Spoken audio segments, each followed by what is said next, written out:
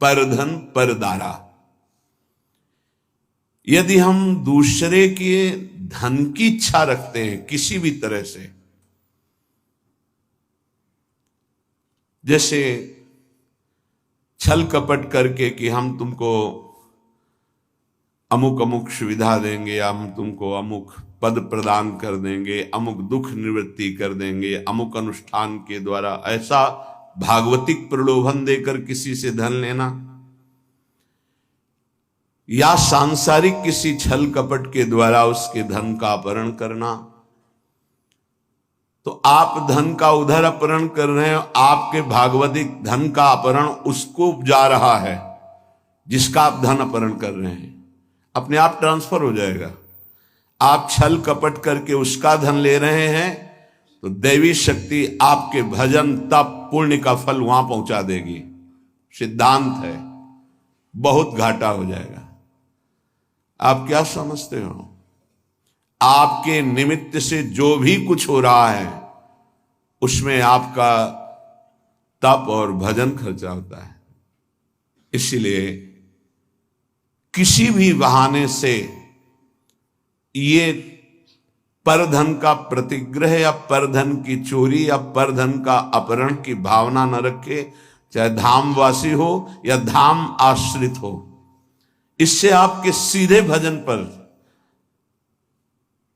पर फर्क कैसे नहीं पड़ेगा? भावना है, प्रिया प्रीतम साथ चल रहे हैं, सखियां सामने संगीत बजा रहे हैं, तो हिसाब किताब प्रिया प्रीतम अपने पीछे उनकी सेवा में वो प्रार्थना कर रहे हैं, स्वीकृति हो रही, मेरी प्रियाजू की इच्छा है, इसलिए कहीं कर्ता भाव नहीं, कहीं प्रतिग्रह का भाव नहीं, कहीं स्वीकृति भाव नहीं, कहीं अहम भाव नहीं। अब वो कृपा सीधे प्रिया प्रीतम संभालेंगे, आप वहां कहीं नहीं है। आपको लाखों प्रणाम कर रहे हैं, आपकी भावना मेरे प्रिया प्रीतम मेरे साथ चल रहे हैं, उनको नमस्कार हो रहा है, मैं तो उनकी सेवा में चल रही हूं, खत्म। अगर मेरे को प्रणाम तो हिसाब उसका देना होगा। अगर प्रिया प्रीतम को प्रणाम हो, आप सेवा में आप केवल देख रहे हैं, वो हिसाब प्रिया प्रीतम, वो अमोघ आनंद समुद्र है। हर जीव का परम कल्याण एक निमेष मात्र में कर देने की सामर्थ्य हमारे प्रिया प्रीतम में है। निमेष कहते हैं पलक झपकने के समय को। परदार, चाहे गृहस्थ में हो, चाहे विरक्त में हो, चाहे वृंदावनवासी हो या वृंदावन के आश्रित हो, परिस्त्री के प्रति काम भाव से दर्शन करने से सारे सुकृत नष्ट हो जाते हैं। और कहीं उनके अंग प्रत्यंग का अचानक दर्शन हो जाता है तो दोबारा दृष्टि नहीं जानी चाहिए। अगर एक बार आपने देखा, दोबारा फिर काम भाव से देख लिया तो आपकी तपस्या, आपके सुकृत सब ढक जाएंगे। बाणासुर की जब भुजाओं का भगवान सुदर्शन चक्र से छेदन कर रहे थे, श्रीमद् भागवत में पढ़ लेना, तो जब देखा उनकी कुल माता आदि देवी ने कि अब किसी भी तरह भगवान का सुदर्शन चक्र छोड़ेगा नहीं बाणासुर को, तो वो दिगंबर होकर सामने खड़ी हो गई। सोई भगवान ने आंख मूंद ली और सुदर्शन चक्र को शांत कर लिया। इसमें महादेव जी की प्रेरणा थी, क्योंकि चाहते थे 4 भुजाएं तो बची रहें, 1000 भुजाओं का छेदन। आगे भगवान का सुदर्शन चक्र रुकता ही नहीं बिना आज्ञा के, तो भगवान शिव की आंतरिक प्रेरणा, उनकी जो कुल देवी थी, वो आकर दिगंबर होकर खड़ी हो गई। भगवान ने वहां लिखा है, यदि किसी के अंग प्रत्यंगों का दर्शन हो जाए तो सारे सुकृत नष्ट हो जाते हैं। इसलिए पर शब्द लिखा हुआ है। गृहस्थ में भी है तो जो पराई माता बहनें हैं, अगर वृंदावन का आश्रय लियो, भगवत मार्ग के पथिक हो, तो दृष्टि एक बार जाने में क्षमा है। अचानक आप जा रहे थे, दृष्टि पड़ गई आप नीचे, मानो यमुना के किनारे कोई स्नान कर रही माता बहन, या अचानक दृष्टि गई, तो आपकी असावधानी थी, आप सावधान हो जाइए। दोबारा यदि काम भाव से भरकर देखा तो देखने मात्र से आपके सुकृत नष्ट हो जाएंगे, जो आपको परमार्थ में बढ़ाने वाले हैं। तीसरा, द्वेष। जब हमारे प्रतिकूल कोई आचरण करता है तो हमें द्वेष हो जाता है। ये द्वेष बहुत ही घातक है, प्रायः सबके हृदय में रहता है और वो जलाता रहता है। जरा सी प्रतिकूल बात पर द्वेष हो जाएगा। अगर द्वेष हो गया तो भगवान की भक्ति बढ़ेगी नहीं, क्षीण होती जाएगी। क्योंकि भगवान कह रहे हैं अद्वेष्टा सर्वभूता नाम, किसी भी भूत प्राणी से तुम्हारा दोष भावना, दोष में ही द्वेष होता है। हमारे अनुकूल उसका जो व्यवहार नहीं है तो हमें द्वेष हो जाएगा। नहीं, द्वेष नहीं, भगवत भाव से प्रणाम करो। भगवान उसको प्रेरित करके आपके साथ ऐसा प्रतिकूल व्यवहार करा रहे हैं। हट जाओ, द्वेष मत करो। मात्सर्य ये बड़ा सूक्ष्म विषय है। मेरे से अधिक ये बढ़ता जा रहा है किसी भी मार्ग में, और हृदय में जलन होना, इसे मात्सर्य कहते हैं। ये प्रायः बड़े बड़े साधकों के भी अंदर रहता है। किसी की यश कीर्ति सुन करके जो हृदय में एक जलन होती है, उसका नाम मात्सर्य है। मत्सरति, मेरे से आगे जा रहा है। भजन मार्ग में भी ये हो जाता है। इसलिए श्रीपाद ये विश्राम की तरफ वृंदावन महिमामृत जा रहा, सार सार बातें बता रहे हैं। मात्सर्य बहुत कठिन है छोड़ना। यदि भगवत भाव नहीं करोगे तो मात्सर्य नहीं छोड़ पाओगे। अंदर अहम रहता है, तभी मात्सर्य का प्रादुर्भाव। ये बहुत जलाता रहता है, बड़े बड़े अपराध कराता रहता है। मेरे से आगे बढ़ा जा रहा है। किसी की यश कीर्ति सुनकर, किसी की बढ़ोतरी देखकर, किसी भी तरह से किसी को सुख में देखकर हृदय जो जलता है, उसे मात्सर्य कहते हैं। लोभ, हर इंद्री के भोग का लोभ होता है। लोभ पास जय गल न बंधाया, सो नर तुम समान रघुराया। गोस्वामी तुलसीदास जी कह रहे, जिसने लोभ रूपी फांसी में अपने गले को नहीं बंधाया, वो साक्षात श्री भगवान का स्वरूप हो जाता है।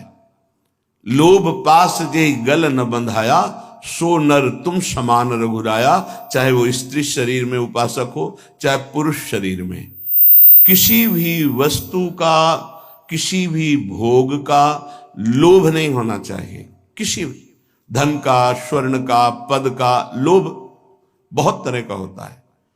लोभ एक रख लो तो सब लोभ खत्म हो जाएंगे। नाम बढ़ाने का लोभ, नाम जपने का लोभ, कितना नाम अधिक जप लूं, इसका लोभ बढ़ा लो तो ये सब लोभों को नष्ट कर देगा। अनृत, झूठ बोलना उपासक के लिए बहुत हानिकारक है। झूठ बोलना नहीं, चालबाजी, छल कपट का व्यवहार उपासक के हृदय में। संत सरल चित जगत हित, जान स्वभाव स्नेह। जिनका स्वभाव प्रेममय होता है, चित्त सरल होता है, कोई छल कपट हृदय में नहीं होता, वो संत मार्ग का पथिक संत है। अनृत, झूठ बोलना नहीं होना चाहिए। संतों का मार्ग विश्वास और श्रद्धा से होता है। यहां कोई कह दे कि ऐसा से ऐसा बिल्कुल 100% सही, उसमें ये विचार नहीं होता कि ये झूठ भी बोल सकता है क्या, ये कपट भी कर सकता है क्या, क्योंकि विश्वास से ही हमारी यात्रा हुई है। तत्काल विश्वास। ऐसे ही पूरा जगत जो थोड़ा भी आस्तिक है, संतों के वचनों पर विश्वास करता है कि ये कभी झूठ नहीं बोलते। साधक देखते ही पता चलता है कि भगवान के जन है, ये झूठ क्यों बोलेंगे, उनकी बात पर तत्काल विश्वास होता है। इसलिए अनृत, कभी झूठ बोलने का आपके हृदय में विचार ही न रह जाए, ऐसा इष्ट देव से प्रार्थना करे कि हमें वो सामर्थ्य प्रदान कीजिए कि मैं कभी झूठ ना बोलूं। किस बात के लिए झूठ बोलूं? एक गलती छुपाने के लिए 1000 गलतियां कर बैठते हैं हम। अगर एक गलती स्वीकार कर ले तो 1000 गलतियों से बच जाएंगे। हम झूठ क्यों बोले? परुख, कड़ुआ वचन, झूठ नहीं बोलना, इसके साथ कठोर वचन नहीं बोलना।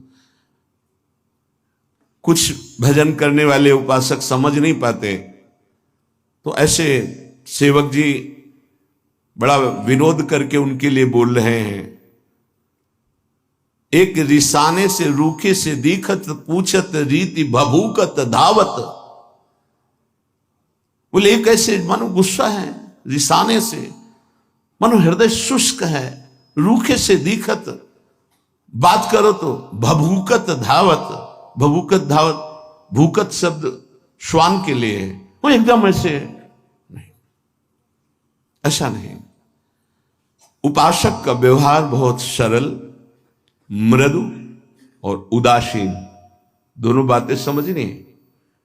गंभीर शब्दों में, मृदु शब्दों में हल्की मुस्कुराहट लेते हुए बात कह दी, उदासीन हो गया। एक रिशाने से रूखे से दीखत पूछत रीति भभूकत धावत, ऐसा नहीं होना चाहिए। एक रंग मगे बोलत, ये भी नहीं होना चाहिए कि बहुत सजा करके सामने वाले, नहीं, सीधी बात, सरल चित्त से मंद मुस्कान से उत्तर दिया। आवश्यक हुआ तो, कोई हमारा द्वेष नहीं, कोई हमारा कड़ुआपन नहीं है, और उदासीन हो गए। परुख वचन कबहु न कहा, कठोर वचन कभी उपासक न बोले। पर आप भी द्रोह, किसी दूसरे से द्रोह का आचरण निष्ठुरता पूर्वक जो होता है वो कभी नहीं होना चाहिए। पराभित द्रोह, कठोर व्यवहार करते हुए द्रोह का आचरण नहीं करना चाहिए। हमारा व्यवहार मृदु होगा, आप हमारे साथ कठोर व्यवहार करते हो, वो आपका स्वभाव है, हम छोड़ देते हैं आराध्य देव के ऊपर। आराध्य देव का विधान है कि ये कठोर व्यवहार करेगा, मैं सहूंगा। उसके लिए क्या विधान है आराध्य देव जाने। अपने को कठोर व्यवहार नहीं करना, द्रोह नहीं करना। बहुत हृदय जलता है यदि द्रोह करोगे। कल्पनात्मक भय उत्पन्न होता रहता है द्रोह करने वाले को। कभी द्रोह करने वाला शांति से नहीं रह सकता है, इसलिए किसी से द्रोह ना करे। अपने से जो द्रोह करे उसको भी नमस्कार करे। हम द्रोह की भावना पुष्ट नहीं होने देंगे। आप अपनी तरफ से करो, हम आपको नमस्कार करेंगे। हमारा परमार्थ का मार्ग है, आप स्वार्थ में इसलिए समझ नहीं पा रहे। मिथ्याभिलापान, उपासक को व्यर्थ की बातें करने की आदत पर शासन करना चाहिए। बहुत अच्छे अच्छे उपासकों के दर्शन होते हैं, बोलते ही नहीं, ऐसा लगता है बाणी ही नहीं, सेवा में लगे, कभी कोई बातचीत नहीं। बहुत अच्छा है, जब बोले तो प्रिया प्रीतम की बात बोले, नहीं ताते मौन रहना उचित है, ध्रुवदास जी कह रहे हैं। तो परधन परदार द्वेष मात्सर्य लोभा अनृत परुख पराभिद्रोह मिथ्याभिलापान त्यजति, इतने दोषों का त्याग कर दे। ये वृंदावन की रहनी है, ये वृंदावन के आश्रित का आचरण है। चाहे जहां रहते हो इसको स्वीकार कर लो। तो इह भक्तो राधिका प्राणनाथे, श्री प्रिया प्रीतम जो हमारे प्राणनाथ हैं, इस आचरण से उसे अपना स्वीकार कर लेते हैं। बहुत जोर की बात है। हम तो प्रभु को अपना मानना शुरू करिया, और जब वो मुझे अपना मान ले, आगे के श्लोक में बहुत खुल के इसकी व्याख्या की कि एक बार प्रिया प्रीतम जिसकी तरफ देख लेते हैं उसका संसार बंधन नष्ट हो जाता है। एक बार देख लेते हैं। ऐसा श्रीमद् राधा सुधा निधि में जिस दिन श्री जी ने कृपा दृष्टि से देख लिया, ऐसा महासुख प्रकट होगा कि अगर करोड़ों मोक्ष होते तो भी हे हो जाते, तुच्छ हो जाते। करोड़ों मुक्तियों को तुच्छ कर देने वाली कृपा कटाक्ष हमारी श्री राधा किशोरी की है। यहां कह रहे हैं यदि ऐसे आचरण आप करोगे तो प्राणनाथ का प्यार नहीं पा पाओगे, और अगर इन आचरणों का त्याग कर दोगे जो अभी त्याज्य बताया गया, त्यजत इहि भक्तो राधिका प्राणनाथ है, अगर इन दोषों को त्याग दिया नाम के बल से, आश्रय के बल से, तो तुम्हारे प्राणनाथ तुम पर प्रसन्न हो जाएंगे। तुम जो भक्ति करते हो तुम्हारी भक्ति करेंगे। तुम्हारी भक्ति क्या होती है? भावे मोहि जोई सोई सोई करे प्यारे। अब जो मुझे भाता है मेरे प्यारे वही करते हैं। न खलु भवति बंध्या तस्य वृंदावन आशा, उसकी कभी वृंदावन की आशा और वृंदावन का फल कभी नहीं छूटेगा। वृंदावन का फल प्रिया प्रीतम की सेवा में पहुंच जाना, वृंदावन की आशा चिदानंद वृंदावन में प्रवेश पा, ये दोनों कभी व्यर्थ नहीं जाएंगे जो ऐसी रहने से रहता है। बंध्या कहते हैं कि जो पुत्र नहीं प्रकट करती, वो आशा बंध्या है, जिसमें ये दोष है वो फल प्रकट नहीं कर पाएगी, इसलिए इन दोषों का त्याग करें। परधन का, परिस्त्री का, द्वेष का, मात्सर्य का, लोभ का, झूठ का, कठोर वचन का, दूसरे से कठोर द्रोह करने का, निष्ठुरता का और मिथ्या भाषण का जो त्याग कर देता है, प्रिया प्रीतम उसे अपना स्वीकार कर लेते हैं। निर्मर्यादाश्चर्य कारुण्य पूर्णो राधा कृष्णौ पश्यतश्चेत् कदाचित्। राधा कृष्णौ पश्यतश्चेत् कदाचित्, यः कोऽप्यस्मिन् यादृशास्तादृशो वा देहस्यान्ते प्राप्नुयादेव सिद्धिम। देख लो, विश्वास करो, यदि आप ऐसे चलोगे तो आपके ऊपर दोनों की दृष्टि हो जाएगी। राधा कृष्णों पश्यतश्चेत् कदाचित्, किसी समय वो आपको देख लेंगे, उनके महल में रह रहे हो, पक्का विश्वास करो। ये तो यहां तो कहा जा रहा है कदाचित किसी समय देख लेंगे, अपने को रोज देखते हैं, हम ही को नहीं, आप सबको देखते हैं, क्योंकि आप नहीं देख रहे, जब देखते हैं तो पता चलता है वो किस किस को देख रहे हैं। वो सब आप शरणागत हैं, आप सबको देखते हैं। कदा वा खेलंतो ब्रजनगर वीथीषु हृदयम हरंतो श्री राधिका मधुपति कुमारो सुकृतिना। जो हमारे नवल किशोर युगल सरकार हैं, खेलते खेलते कभी देख लेंगे और आपके चित्त का अपहरण कर लेंगे। कदावा खेलंतो ब्रजनगर बीथीषु हृदयम हरंतो श्री राधा मधुपति कुमारो सुकृतिना। अकस्मात किसी दिन दृष्टि पड़ेगी हमारे सरकार की और आपके चित्त को चुरा के निहाल कर देंगे। इस देश में रहने का यही फल मिलता है। कदा वा खेलंतो, कभी खेलते खेलते युगल सरकार, ये मेरा शरणागत है, राधा राधा पुकारता रहता है, देख लिया, निहाल कर देंगे। निर्मर्याद कारुण्य पूर्णो, कोई सीमा नहीं जिनकी करुणा की, उस करुणा से पूरित होकर राधा कृष्णो पश्यतश्चेत् कदाचित्, उसे राधा कृष्ण देख लेते हैं। किसको? जो वृंदावन का आश्रय लेकर ऐसी रहनी जो पीछे बताई गई, या वृंदावन का वास करके ऐसी रहनी से जो है हमारे प्रिया प्रीतम उससे देख लेते। अब कह रहे चाहे वो कैसा कोई भी क्यों न हो, वो देह त्याग कर प्रिया प्रीतम की सेवा में पहुंचेगा पक्का। देहस्यांते प्राप्नुयादेव सिद्धिम, वो इस परम सिद्धि को प्राप्त हो जाएगा कि प्रिया प्रीतम के समीप पहुंच जाएगा। या कोप्यस्मिन, कोई भी हो, याद शास्ता दृशोवा,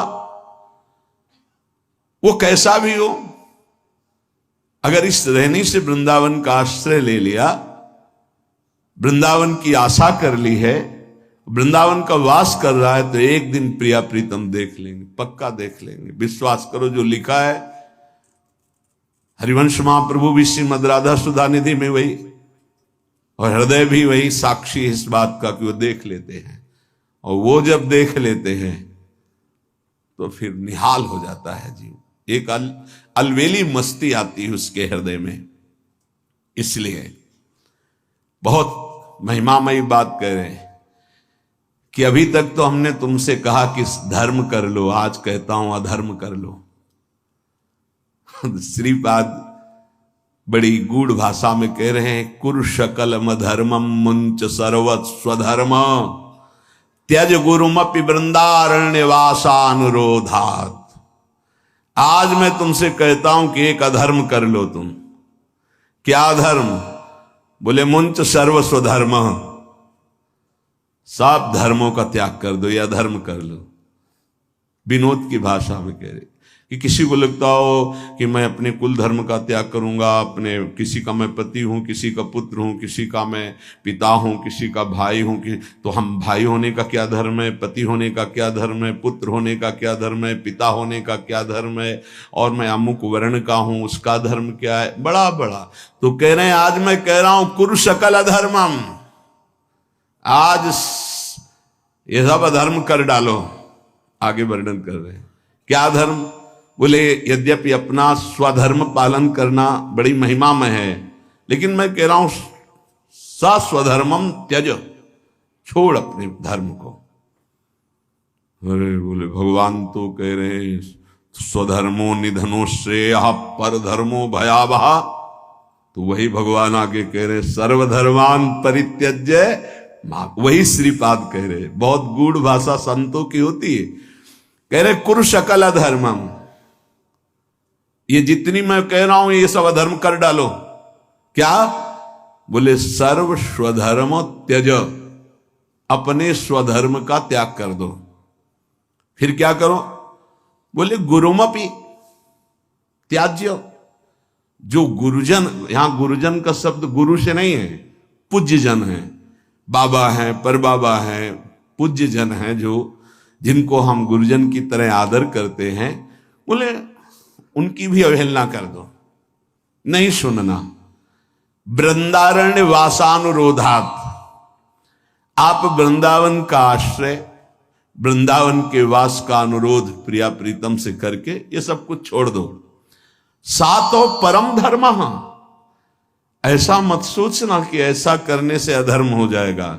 बोले सातो परम धर्म, परम धर्म की प्राप्ति हो। गोकर्ण जी भी अपने पिता को आदेश करते हैं, धर्मम भजस्व सततम त्यज लोक धर्मान, लोक धर्म का त्याग करके परम धर्म का भजन करो पिताश्री। कैसे करूं? सेवन सदा साधु पुरुषं जहि काम तृष्णाम, सदा संत महापुरुषों की सेवा करो कामना और तृष्णा का त्याग करके, क्योंकि संत सेवा में बाधा पहुंचा देती है कामना और तृष्णा। दोष दर्शन हो जाएगा, आपको जलन हो जाएगी, ईर्ष्या हो जाएगी। यदि कामना है, जही काम तृष्णाम, तृष्णा है, ये आपको बाधा पहुंचा देगी।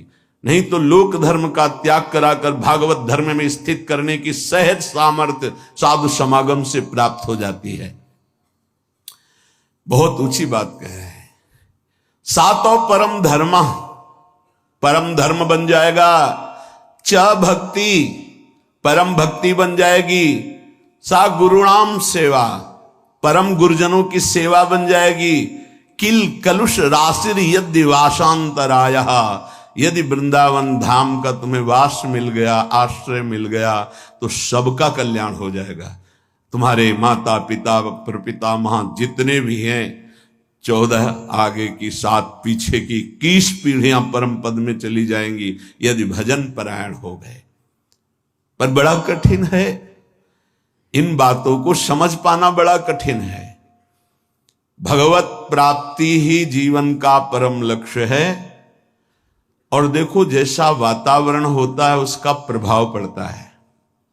सिद्ध पुरुषों की बात अलग है, साधकों को भागवतिक वातावरण यदि मिले तो बहुत जल्दी भक्ति का प्रादुर्भाव होकर के उसका बढ़ना हो जाए।